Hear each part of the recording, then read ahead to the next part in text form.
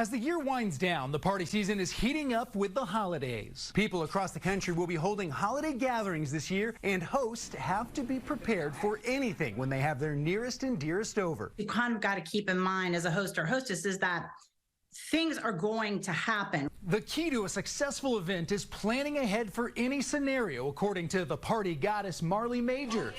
Being ready to handle everything from a guest who has gotten too tipsy. Keep in mind that the heavier the food and the more that you can get into people in the beginning, the more likely it's going to soak up that booze. To stopping a taboo topic from getting too heated. The best thing to do is have a pre-planned response. Something along the lines of, you know, the best part about the holidays, or, you know why I love parties is because Alcohol and merriment can lead to broken heirlooms or spilt drinks. Major says one way to prevent damage is to only serve clear or light-colored beverages.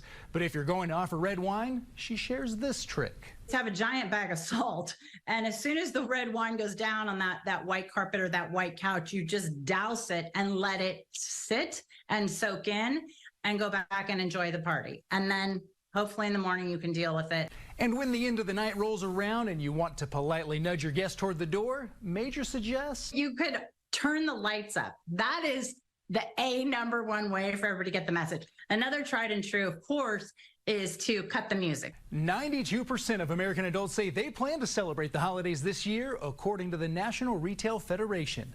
In Chicago, I'm Garrett Tenney, Fox News. I don't know about that salt trick for red wine. Just pour salt on it. I always use white wine. The no red wine trick. That's a good. Just don't serve it. Right, exactly.